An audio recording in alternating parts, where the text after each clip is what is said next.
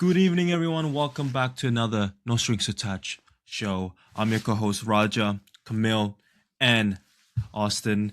We are back with a Champions League final review. Arsenal, PSG. This was a I can speak for anyone, but for myself, this was a great hate watch. If you live here in Australia, the game was 2 a.m. and I was dead tired, but the hate in me kept me alive, and in penalties, the relief of my duty. But look, before we get into it, one stat that I want to tell you guys: Arsenal had the lowest position, not position, the lowest possession in a Champions League final since 2004, with 24.7% of possession. Camille, Austin, thoughts? I mean, look, wasn't the most exciting match, right? I, I, Oh, sorry. I didn't go on the hate watch myself personally because I didn't have a horse in this race, but I was at least, let's say, I would have rather been happy when Paris won, which they did because they play exciting football. Arsenal is playing their style of football, which is very successful, got them the Premier League. So, but overall, yeah, PSG comes ahead. Yeah, Like I said, not the most exciting match. Havertz, 6th minute. I think Trossard blocked the ball. I think yeah, it was a bounces to little dink. Havertz. Yeah, Yeah, bounces to Havertz. He picks up the speed.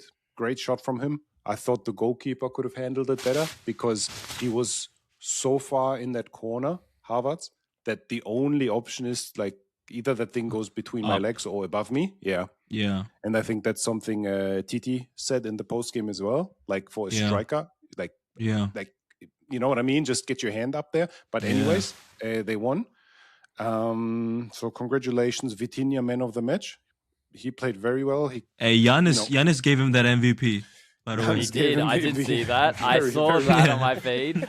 very And also, random. shout out to Nikola Jokic, even though he's an Arsenal fan, but he was there watching the final. Mm, Nikola yeah. Jokic. Look, it's Yeah. speaking of Vitinha, he said it also very well at the post game interviews. Playing against Arsenal is a game of patience, right? You cannot It really is. lose your patience because they'll have their chances. They'll counter you. You can't Yeah, lose your patience. we You just saw have to that. play Yeah. your game, believe in Hmm. you. They'll crumble you. But yeah, shout out to PSG. Yeah. What do you got? Austin. I just thought it was boring.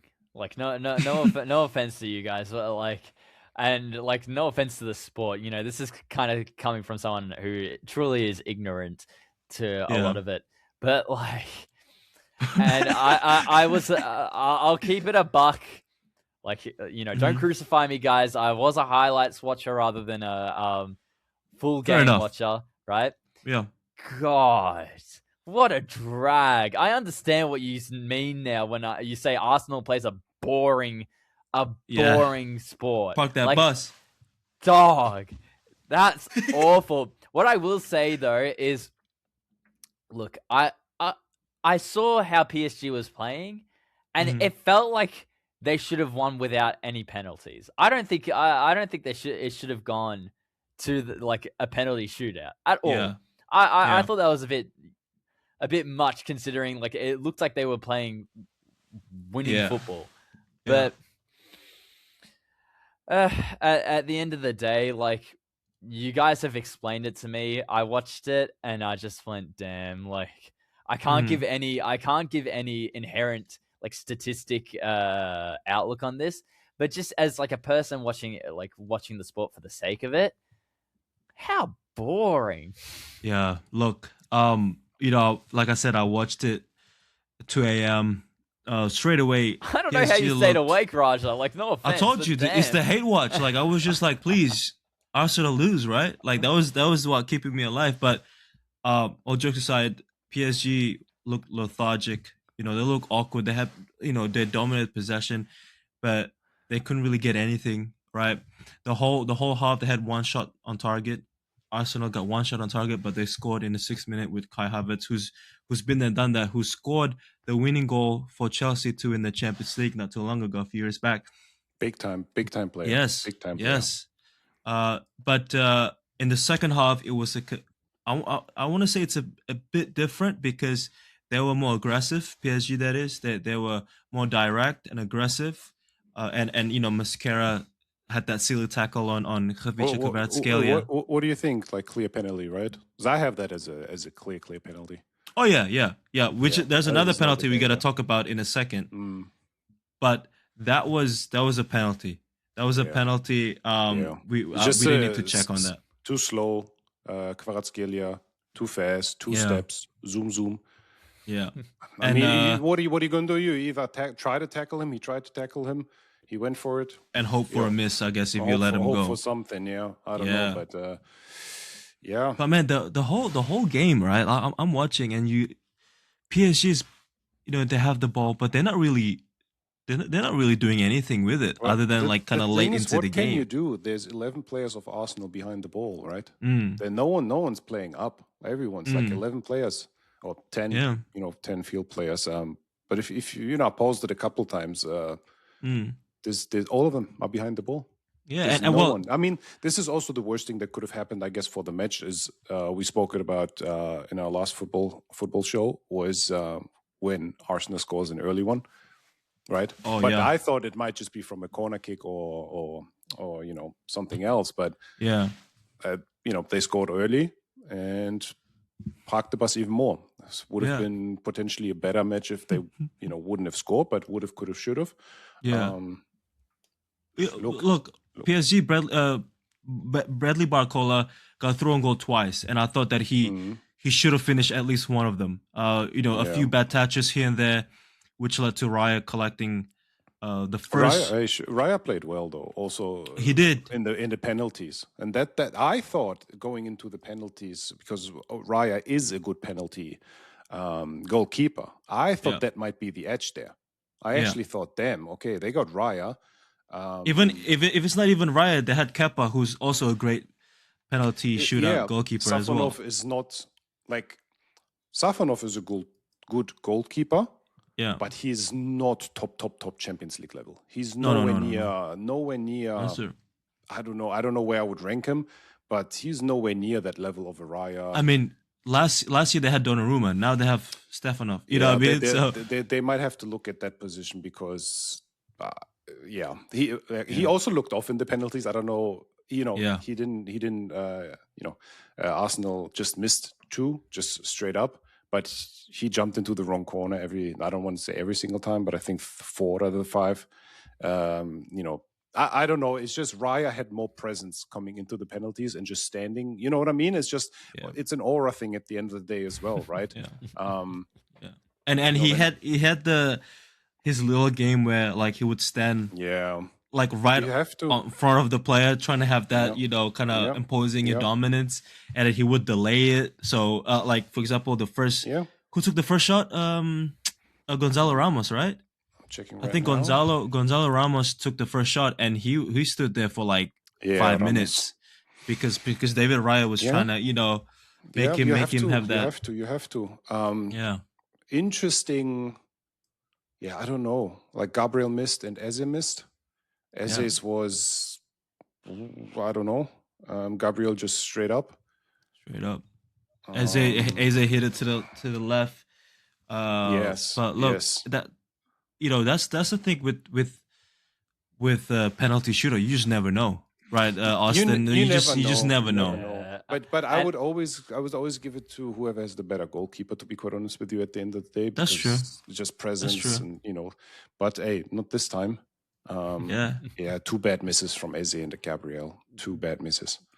I would say especially that second miss. That second miss was awful. Yeah. But hey, imagine the pressure though, right? That's the other thing, that's like, killer. I mean, they won the toss. They said we want to take our end. That just adds more pressure, right? And now that for Gabriel, he saw that as a miss, he has to, score this. He needs to put this in the back of the net, and he said, "Let me just shoot." I don't know where that ball is going, but hey, we've seen it with Mohamed Salah. We've seen it, bad misses. So I understand because it's a lot of pressure, and Mohamed Salah is a goal scorer rather than Gabriel, who's not known to take penalties. But what a game, because now Camille and Austin, Mhm. Kylian Mbappe, who I'm sure you know, Austin, he course. left it. He's like a big PSG guy before he left to Yeah. Real Madrid, and now he left. They've won they won two Champions League back to back, and Look, Champions. like, Yeah, you know, what's coach's name? I always forget his Luis name. Enrique. Thank you, Luis Enrique, the great Luis Enrique. Shout out to him. He turned the entire club around. It's not just like the players want to play for each other. Vitinha said that in the post-game interview as well. This has become a team, and before it was just a bunch of superstars put Yes. together with the Yes. Messis and Neymar. and all those kinds of cats. Everyone changed their mentality. This is an actual team now. But Yes. saying this, I'm sorry. I feel sorry for Luis Enrique having to ask all these answers about Mbappe while he just won the Champions League final. Yeah. You know what I mean? Stupid questions. It's just awkward. I didn't like the couple questions that they asked him, because it's not about Mbappe here. It's not. He's got his own. Well, you know how it is. They're trying to get the clickbaits. You know what I mean? At the end of the day, it's a storyline. But he's too smart and too graceful to answer stupid questions. He's just too good. Yeah. But overall, it's like I haven't thought about Mbappe, to be quite honest, at all. Just because he's out, the team just plays phenomenal. Mbappe didn't fit into whatever vision Luis Enrique Well, he had. didn't want to fit because his ego was a He bit. didn't want to fit. If you don't want to press 90 minutes in his system, then you cannot play. If you do not press, you cannot play. There's 10 players on that pitch for Luis Enrique pressing. That's hard. You have to run a lot. Basically, in basketball terms, for you, Austin, that's like a bunch of 3 and D guys. They do both. These That's are first crazy. team All NBA, first team defense All NBA. Okay, They I are see. pressing like machines. It's really hard though. It's physical. If it's Running the full marathons out there. That's what I mean. It's the 17th minute. So it's Yeah. like if Tibbs had a bunch of 3Ds. Yeah, with a better locker room though. But they have a great system. I mean, Camille, we know that Luis, he's won the treble with Barcelona in 14-15, and he But, won. I think he doesn't get enough credit back then, because you know how it is. He had all those mega stars and Messi and all that. Messi, Neymar, Suarez. Yeah. That's what I mean. Like, this is his team. This is his team. This is his team. Yeah, I think this is people something now realize how good of a coach he is, right? Mhm. More so than, damn, back to back. Let's see, next season, very interesting. I think there's going to be a lot of movement, not on PSG side, but for a lot of other teams. City new coach, Chelsea new coach, Liverpool new coach. There's going to be, nothing changed for them. They still have the target on their backs. They are going to be the favorites going into the next season. I think they have to address goalkeeper.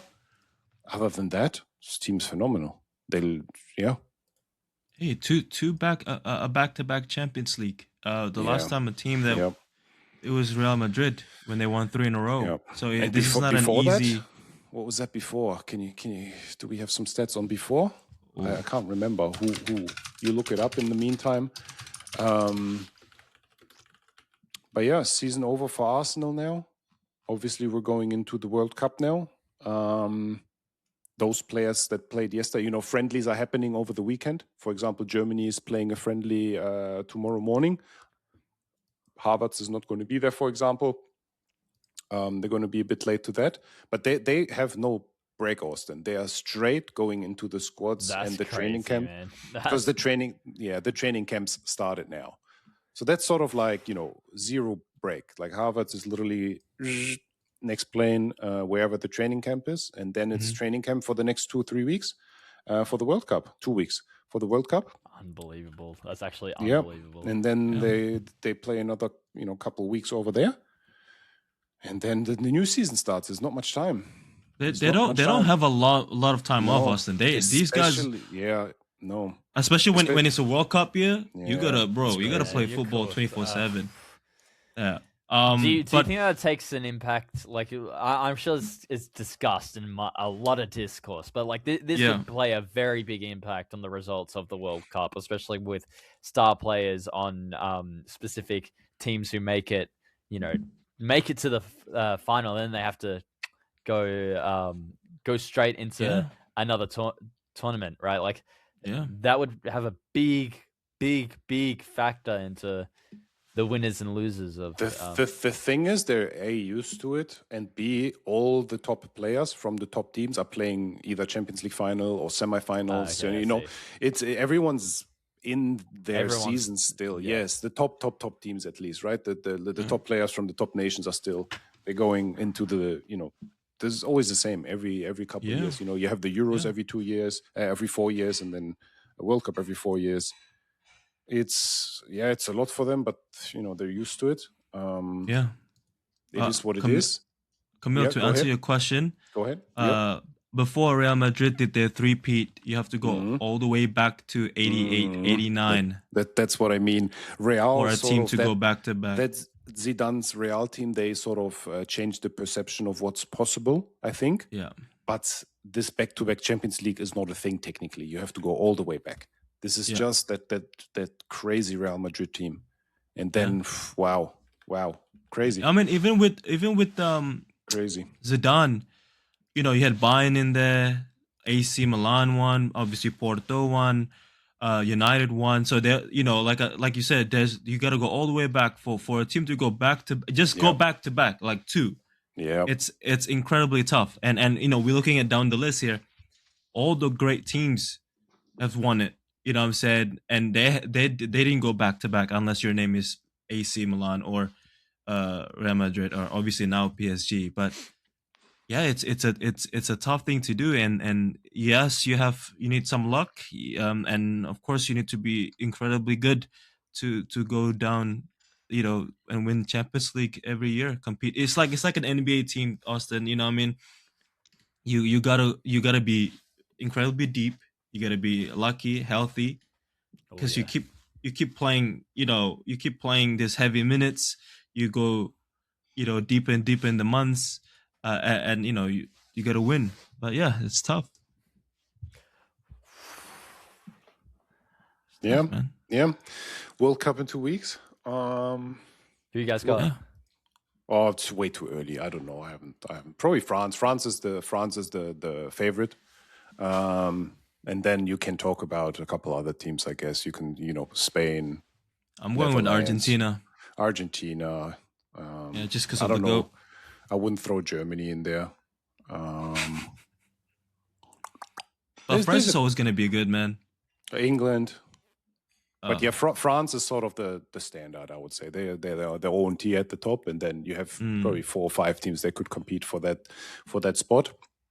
Yeah. But hey, World Cup is groups first, 1 game elimination after that. 1 game, everything can happen. Oh yeah. Anything can happen. So, but yeah, look, that team is absolutely stacked, and also stacked with winners. They have the mentality. You know what I mean? Speaking of Mbappe, he's obviously going to play. the dictator I'm curious. himself. Yeah, it's going to be interesting how they play. I don't know if they have a friendly over the weekend, like other teams have. But we're definitely gonna do a video on the World Cup. We're gonna talk Yeah. about the World Cup. We're going to Austin do a here. bunch of stuff. Yeah, coming Austin forward, is like- I'm representing. excited for it. I'm excited. Who for you it, man. representing, Austin? I'm hoping. Croatia, I'm no? hoping Croatia goes deep. Yeah, they- I'm really okay. hoping Croatia goes deep. They always be pretty good. Like They obviously, always are. Trust they're always me. pretty good. All right, yeah, they're always yeah. all these guys always grow up with each other playing football. So I'm just saying, the past two World Cups they've been pretty good. So Oh, hey, yeah, what semi-final and then final? The one Yep. before that against Yep. France. We're gonna do a lot of videos here on just football World Cup, the whole thing. We also gonna do like fantasy. We're gonna see who's gonna be better than out of the 3 of us.